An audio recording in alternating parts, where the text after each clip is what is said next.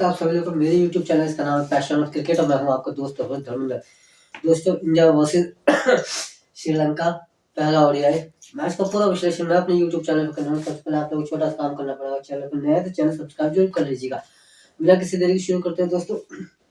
जिस तरीके से भारतीय टीम की अब तक की परफॉर्मेंस रही है T20 मैचेस में, लास्ट T20 मैच में उसके ऊपर भी एक वीडियो बनाना है मुझे, मैं बहुत जल्द बनाऊंगा। लास्ट T20 मैच में जिस तरीके का परफॉर्मेंस भारतीय बल्लेबाजों ने स्पेशली किया और सूर्य कुमार की जो बल्लेबाजी रही, जो श्रृंखला 1-1 के बराबरी भी चल रही थी उसको 2-1 से भारत ने जीता। उसके बाद T20 परफॉर्मेंस विराट कोहली, आपका शुभमन गिल, आपका रोहित शर्मा, इनके ऊपर नजरें थी। और जो परफॉर्मेंस कल विराट कोहली ने, सूर्य कुमार सॉरी रोहित शर्मा और शुभमन गिल ने खेली है, अनबिलीवेबल। सबसे बड़ी बात, विराट कोहली जिस तरीके की बल्लेबाजी, 45 सेंचुरी ओडीआई, और वो एक बहुत बड़ा माइलस्टोन है विराट कोहली के लिए। जिस तरीके का उनका पिछला एक साल जो गुजरा है बल्लेबाजी से, जिस तरीके से सूखापन दिख रहा था, वो कहीं ना कहीं मैं कह सकता हूँ कि अब इस शतक के साथ, उसमें देखा जाए 113 रन उन्होंने बनाया, लेकिन इस 113 रन 87 गेंदें खेली है। जो टेम्परामेंट उन्होंने शो किया, एक क्वालिटी बल्लेबाज की सबसे बड़ी जो खूबी होती है कि आप किस तरीके का टेम्परामेंट यूज करते हो, आप कौन सा वो फॉर्मेट, कौन सा तरीका अपनाते हो जो अपनी खामियों को सुधारने के लिए आप बेहतरीन कर सकते हो। वो विराट कोहली ने कल किया।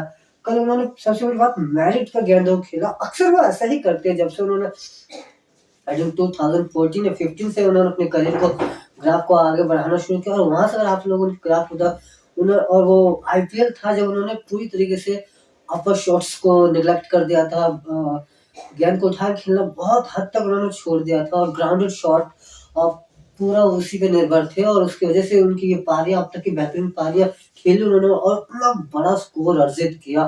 इतने ज्यादा शतक, चाहे ओडीआई हो, चाहे T20 हो, चाहे टेस्ट मैचेस हो, और तकरीबन उन्होंने बनाया। लेकिन एक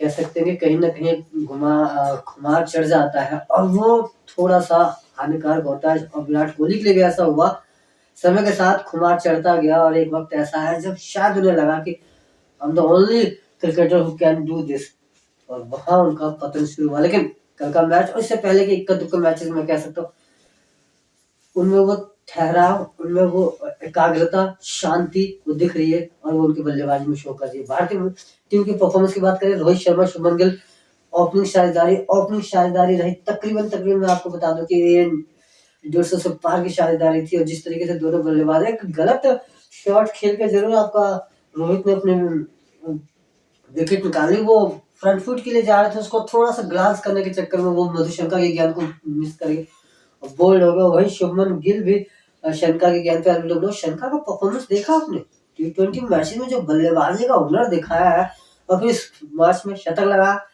इस खिलाड़ी ने पूरी तरीके से श्रीलंकन टीम को अपने कंधे पे उठा रखा, और जो परफॉर्मेंस एक खिलाड़ी दे रहा है, जिस तरीके से दे रहा है, मेरी वो जो भविष्यवाणी, मैं अपनी नहीं कहूंगा, मैं अपने छोटे भाई की भविष्यवाणी कहूंगा कि क्या ये 2023 का वर्ल्ड कप श्रीलंका जीतने वाली है। मैं हर एक मैच में इसको पॉइंट आउट कर रहा हूँ। ऐसा हो सकता है क्योंकि श्रीलंकन टीम जो सिर्फ प्रिपरेशन नजर आ रही है ना, वो ऐसी लग रही है कि शायद, क्योंकि देखिए, कभी वेंदु हसरंगा, कभी शंका, कभी निशंका है, ये अपने आप को, कभी मधुशंका, दीज आर द शंकाज ना, परफॉर्म रियली वेल। और एक समय एक ऐसा आएगा, अगर किसी टूर्नामेंट में सारी शंकाज एक साथ जुड़ गई ना, तो फिर वो वर्ल्ड क्रिकेट के लिए का नया अध्याय लिख सकती है। उसके बाद श्रेयस अय्यर और राहुल ने भी कुछ हाथ दिखाया, 28 रनों का पारी खेले। लेकिन जो मैच सेटअप था वो इन तीन खिलाड़ियों ने किया, रोहित, विराट और शुभमन गिल। पूरी तरीके से मैच को अपने चारों तरफ घुमाया, और जैसा चाहा वैसा 376 का टारगेट दिया था श्रीलंकन टीम को, सॉरी 373 इंडियन बनाया, 374 का टारगेट। और वो बहुत जिस तरीके की शुरुआत मिली, उसके बाद मिडिल ऑर्डर में जिस तरीके से बल्लेबाजी हुई, वो कहीं ना कहीं इस बेस के लिए बहुत हद तक जिम्मेदार रहा। वही हार्दिक और ने कुछ एक आतिशी पारी खेलने की कोशिश की, लेकिन जब तक का समय का हिसाब किताब भी नहीं बटा। गेंदबाजी श्रीलंकन टीम की देख ले, रजिस्ता एकमात्र गेंदबाज 10 ओवर में 88 रन खर्चे, लेकिन विकेट 3 निकाली। उसके बाद से Madushanka 6 over 43 run, 1 wicket. Wanindu Hasaranga 10 over में 67 रन, और एक शंका को विकेट मिली, 3 ओवर में 23 रन, और धनंजय डिसिल्वा को 1 विकेट मिली। लेकिन एक चीज देखने लायक है, जब शंका और धनंजय डिसिल्वा, आई थिंक धनंजय डिसिल्वा ने 6 रन प्रति ओवर गेंदबाजी की है, और वहीं शंका ने 7 रन प्रति ओवर। और भी कोई गेंदबाज है, चाहे वेगले है 8 में 65, करुणारत्न 8 में 54, क्यों नहीं इन गेंदबाजों ने एक अपने आखिर ये कुछ चीजें, शायद ये मेरा मानना है और मैंने अक्सर देखा कि आप कहीं ना कहीं वो छोटे छोटे पॉइंट मिस आउट कर देते हो जो एक बड़ी जीत का मैं कह सकता हूँ अंतर तय कर सकते हो, वो बड़ी जीत में तब्दील हो सकती है। शंका ने अपने ओवर को कंप्लीट नहीं किया। धनंजय डी सिल्वा उच्च स्तर के ऑफ स्पिनर हैं, इसमें कोई शक नहीं है। पिछले कई सालों से वो श्रीलंकन टीम की सेवा कर रहे हैं, गेंदबाजी में बहुत शानदार है, आप उनको प्रॉपर यूज नहीं करते हो। ये एक कुछ टीमों में मैंने चीजें देखी है कि वो कहीं ना कहीं खिलाड़ियों को निगलेक्ट कर रहे हैं। वो एक ऐसी चालों पर निर्भर रहते हैं जो जिसे आप भाषा में भीड़ चाल कह सकते हैं कि ठीक है आप चलो उसके पीछे सारी भीड़ चलेंगे, लेकिन ऐसा नहीं होना चाहिए। कहीं आप कप्तानी अगर आपको दी गई है तो कहीं ना कहीं ये सोच के दी गई है कि आप बाकी 10 खिलाड़ियों से बेहतरीन हो हर एक फील्ड में, चाहे बल्लेबाजी है चाहे गेंदबाजी, और सबसे बड़ी बात आपकी सोच जो है वो कहीं ना कहीं औरों से अलग है, इसलिए हमने आपको ये जिम्मेदारी दी है। तो यहाँ कुछ नए तरीके, कुछ ऐसा करने की कोशिश है जो दिखे कि अगर ये काम कर जाता, कि देखिए बिना रिस्क के तो कहीं भी कुछ नहीं होता, लेकिन हम वो रिस्क के मोटिव को दिखा सके कि मेरा मोटिव ये था इस रिस्क के पीछे। 373 रन के लक्ष्य को पीछा करने श्रीलंकन टीम उतरी तो वहां उनके लिए कुछ हद तक मैं कहूंगा उनकी ओपनिंग साझेदार निशंका और अच्छी पारी खेली। अनुष्का फर्नांडो लंबे समय से सूखे का सामना कर रहे हैं रनों से, और जिस तरीके की उनकी करियर स्टार्ट हुआ था, जिस तरीके से I think one of the most favourite player मैं कह सकता हूँ श्रीलंकन टीम की तरफ से मेरे लिए अनुष्का फर्नांडो। जो उनका फुटवर्क था, जो खेलने की शैली थी, जिस तरीके से वो गेंदों को मैट लिस्ट और वो जिस तरीके से गेंदों को जज करते थे ना, वो एक शानदार तरीका था उनका, और बहुत अच्छे तरीके से वो as a opener Sri Lankan team के लिए खेले थे।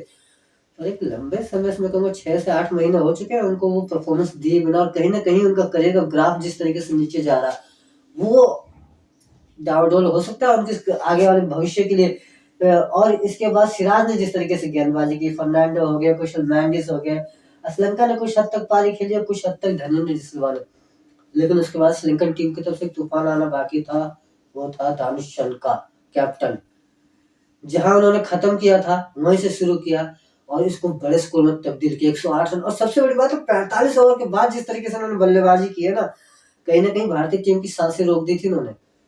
45 ओवर तक ये तकरीबन मेरे ख्याल से 40-45 पे खेल रहे थे और टीम को स्कोर भी ऐसा लग रहा था कि बहुत एक लंबा गैप था 23 से 24 रन प्रति ओवर, लेकिन उसके बाद से जो उन्होंने चार्ज अप किया है, जो उन्होंने चार्ज संभाला है और जिस तरीके से गेंदबाजों की पिटाई की है, जरूर श्रीलंकन टीम 60 रनों से मैच हार चुकी है, लेकिन अगर ये थोड़ा सा पहले या मोमेंटम बाकी किसी और खिलाड़ी ने, चाहे मैंडिस है, चाहे उसका फर्नांडो है, चाहे वेंदु हसरंगा, इनमें से वेंदु हसरंगा की पार्टनरशिप T20 मैच में हमने श्रीलंका के साथ देखी है, अच्छी पार्टनरशिप बिल्डअप करते हैं।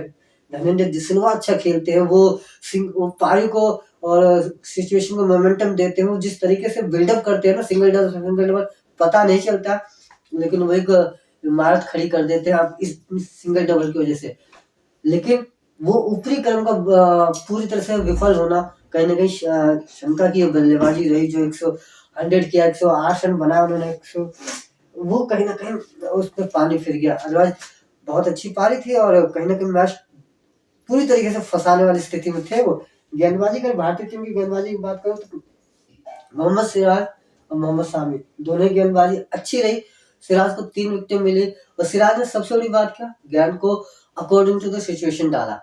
कुछ एक मैचेस में हमने देखे, या इस मैच में मैं बात करूं जिस तरीके से जब डेथ ओवर के समय गेंदबाजी कर रहे थे, अक्सर गेंदों को शॉर्ट ऑफ लेंथ रख रहे थे, बाउंस का यूज अच्छा कर रहे थे और ये समय की मांग थी। शुरुआती समय में जिस तरीके से कुशल मेंडिस को, अनुष्का फर्नांडो को चलता आउट किया, वो वहां गेंद को आगे रख के स्विंग ले रहे थे, गेंद नहीं थी, गेंद हरकत कर रही थी। एक तेज गेंदबाज की यही निशानी है कि आप सिचुएशन को किस तरीके से भापते हैं, आपको पता होना चाहिए कि यहाँ पर गेंद किस तरीके से हरकत कर सकती है। नई गेंद अक्सर करते हर कोई है, लेकिन उसका इम्प्लीमेंट दिखना चाहिए। देखिए मैं गेंदबाजी करूंगा तो मैं भी कह सकता हूँ मैंने भी तो वही चीज की है, लेकिन वो दिखना चाहिए।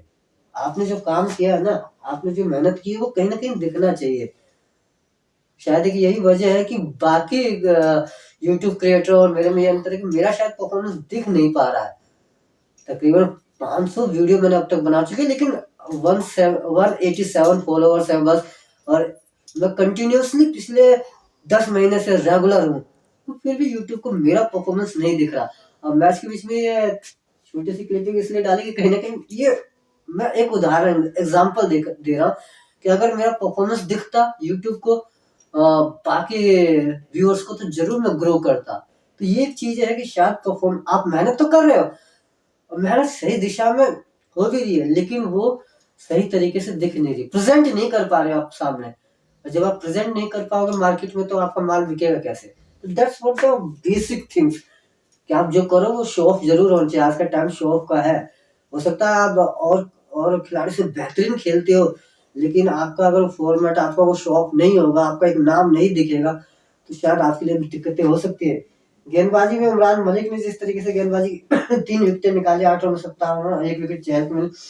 लेखा जोखा मैं ये कह सकता हूँ कि स्कोर 373 रन एक बड़ा स्कोर था, विकेट कोई भी गेंदबाज निकाल सकता था। कोशिश श्रीलंकन टीम ने बेहतरीन की, निशंका ने स्टार्ट अच्छा दिया, लेकिन उसके बाद से जो मिडिल ऑर्डर जिस तरीके से कोलैप्स हुआ, चाहे वो अपने कुशल मेंडिस है, चाहे आपका उसका फर्नांडो है, चाहे असलम का भी एक छोटी पाल, लेकिन धनंजय डिसिल्वा भी 40 प्लस का स्कोर कर पाया। वेंदु हसरंगा कैपेबल है अच्छी बल्लेबाजी करने के लिए, अकेले धनुष शंका के ऊपर जिम्मेदारी थी और उन्होंने बहुत अच्छी तरीके से जिम्मेदारी को उठाया भी, लेकिन स्कोर इतना बड़ा था कि अकेले बहुत मुश्किल हो जाता। अगर थोड़ी बहुत साथ बाकी प्लेयरों ने दिया था शायद श्रीलंकन टीम बेहतरीन कर पाती, और ये नतीजा भारतीय टीम के फेवर में जो दिख रहा है शायद कुछ और हो सकता है। दोस्तों, मेरे द्वारा किया गया विश्लेषण आप लोग कैसा लगा जरूर कमेंट करके बताइएगा। खुश रहिए, सुरक्षित रहिए, अपने और अपने परिवार का ध्यान रखिए। हो सके तो एक लाइक, एक कमेंट और एक शेयर जरूर कीजिएगा। Thank you so much.